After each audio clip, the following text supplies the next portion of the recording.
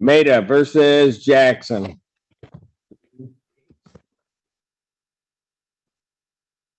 Yes, sir. This is Ephraim.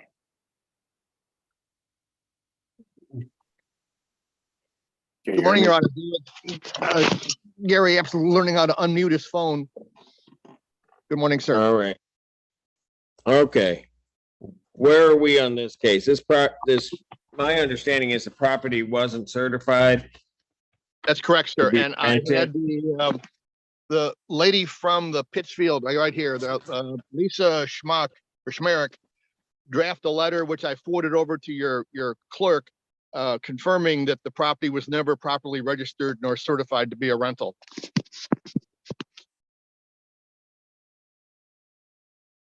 So is he going to pay back the rent this tenant paid him? Wait, can you hear me?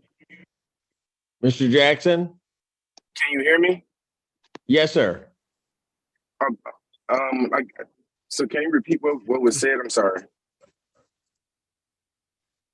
Say that again. I said, can you repeat what was said? I'm sorry. I didn't hear what was said. Well, he's indicating that a letter was sent over. I don't have it in front of me, saying that the property's not certified, so it shouldn't have been rented, and that you should be evicted. Your Honor, hang on. I'm sorry. My response to that is the rent that you paid going to be paid back to you? You're asking me, sir, not the tenant. I'm asking you. Yes, sir. Okay. Well, I did get a copy of what purported to be the lease. It started on October 15th, a year ago. And that was the lease that the defendant referred to, thinking he had a lease for at least through October of this year. At the last hearing, he said he hasn't paid rent since November. So I don't know what he's paid. I don't have a copy of his accounting, but there's no counterclaim requesting any payments. He certainly could bring that if he thinks he's owed some money back for the time that he did pay when it wasn't certified. So you're asking me, hang on a second. You're asking me to, in effect, give a statutory remedy with some equitable claim that, well, we didn't get it certified, so he's in there. So now we get to terminate his tenancy after taking his money when you shouldn't have been taking his money. Really?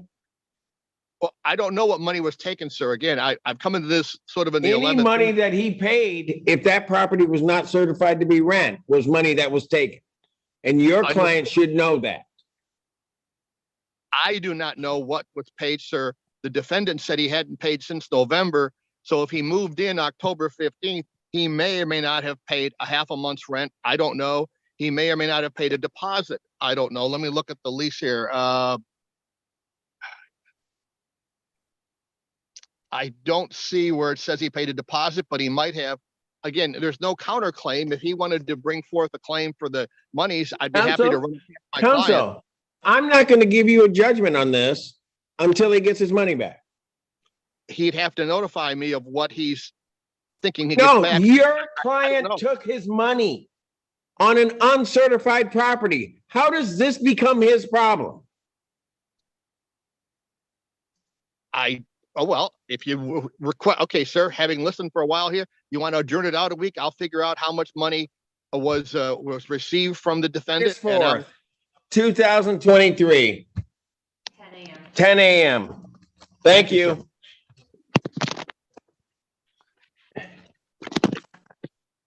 Foreclose the case. Did you say I'm August sorry. 4th? Yes, August 4th, 10 a.m. All right, thank you. Francie Moore saying. Dwendra Maida versus Ephraim Jackson. Yes, Ephraim is here. Gary Apps unmuted, sir.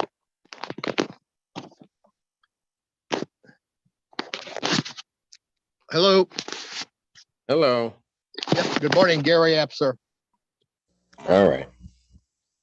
Okay, where are we on this case? Well, when we last spoke, sir, you said I needed to refund whatever monies the defendant had paid when he first moved in. I sent over a certified letter to both the court and to him His letter includes the check. It was around $1,500. The letter sent to the court showed a copy of my check. I checked with the UPS or the Postal Service this morning. The court received my letter on the August 1st. It included the copy of the check, the copy of the letter showing that the property was not certified, and a copy of the accounting from my client showing the amount of money I was told to refund. So the court signed for it on the 1st. The Postal Service says that one of those brown notices was left with Mr. Jackson's at his PO box, but as of this morning, he hasn't picked it up yet. But I've tendered to him the 1505 or 1510, whatever it was. I've tendered the entire amount back to him as the court directed. And again, this is a termination of tenancy based on the fact the property is not certified, so there was no request for any supplemental complaint. I would like to say, like, if it is not like a cause to rent out, why is another person being rented? Another person is here, and another person was already here before I started. And what I like to say is, I feel like I'm really being picked on because just in, I think, June or May, he asked me to pay rent. I tried to pay him before, like last the time we came to court. I tried to pay him. He didn't text back. He didn't call. He didn't anything. So what I told him, I said, all right, I'll just wait till we go to court to show that I tried to pay you. So what I'm thinking is, I think he just got a lawyer and came up with something else smart that would make sense, because he knew that he was wrong, because I tried to pay him and he didn't contact me, didn't call back, anything. I tried to. And I don't get why I'm being targeted and it's someone else living here also. And they was living here before I came here.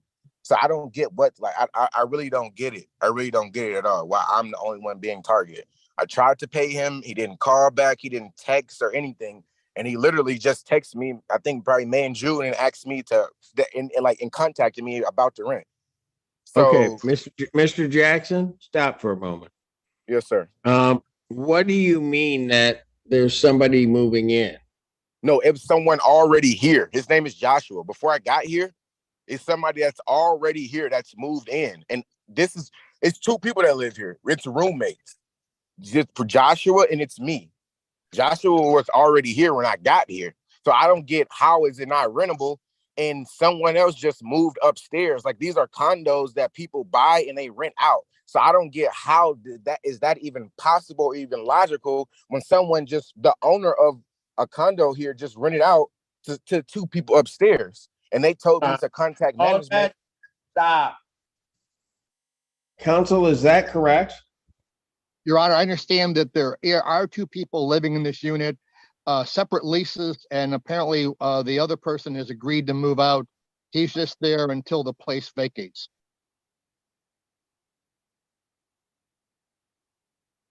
Nothing to do with Mr. Jackson's tenancy. It was a separate lease, and we're simply asking that he be asked to leave.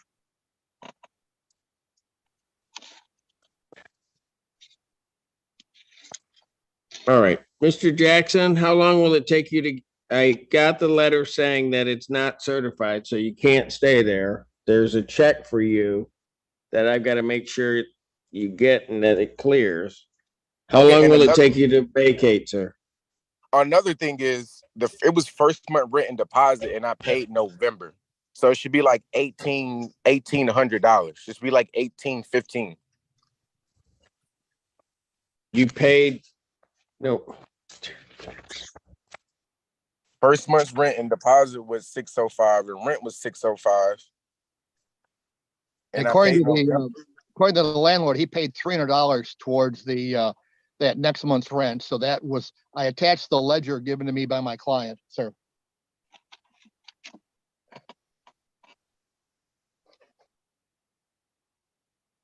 All right, so I have $605 paid security deposit, and then $300 payment, and that's October, and then November's rent of $605, which comes to the $1,510. Yeah, but I gave him I gave him for the deposit $605 for their first month deposit and rent. Well, I have October, you paid a total of $905. which was a payment of $300 and then $600 security deposit. Right? No, I paid 600 deposit and 600 for the rent, and then I paid November. Well, I only have 300 paid that first month for rent. Okay, I really just want this to be over. I'm tired of this landlord. All right. It So really when doesn't matter can at this you, point. the check is there. When can you vacate? I don't have a check though. Where do I pick the check up at? Like something came here, so I was supposed to I think sign it's a for it? PO box that he sent it to. I don't have a PO box. The address on the pleading, sir, was for Mr. Jackson, was the apartment number 1 at the Packard Road address. That's where I sent the check to. Okay, that's where he sent it. But did you get that check, sir? No, they left me an orange ticket that said I had to sign for something, and I never got it. Okay, then you got to go to the post office. Okay, will it still be there from that day, or will it be shipped back? Oh, or... it should be. It was just a few days ago because the court got theirs. My timestamp is the 2nd, so I'm sure it's still at the post office. Okay. I would like to ask, when is the other Joshua moving out? Like, when is he moving out? Because if this is no one can live here, I think it's fair that we both have to leave. Counsel, I don't when is the understand why other he's tenant not moving? taking When is the other tenant moving out? I wasn't given a date. I was simply told that when Mr. Jackson was out, the other tenant would move out at essentially the same time, but we didn't know when Mr. Jackson was actually going to be out. So I don't have a date, sir. I'm sorry. All right. Okay. Here's what we're going to do. I'm adjourning this out 2 weeks. You got to figure out your move out date, Mr. Jackson. Maybe you can ask the guy upstairs or whatever. And you need to pick up the check, get it to the bank or wherever you do that so that it can get cash. Okay. All right. So the 18th. So this will be adjourned to August 18th, 2023, 9 a.m. Thank you. Your Honor, what's the purpose? Is the purpose of the adjournment to make sure the check clears? I guess I didn't follow the reason for the adjournment. Well, the reason for the adjournment is to try to get a move out time because the whole building won't be empty, and also to make sure he gets the check and that it clears. Okay. I just want to make sure, because if it's a matter of the check, that's fine, but I don't have a timeline for the other tenant, but I can get one.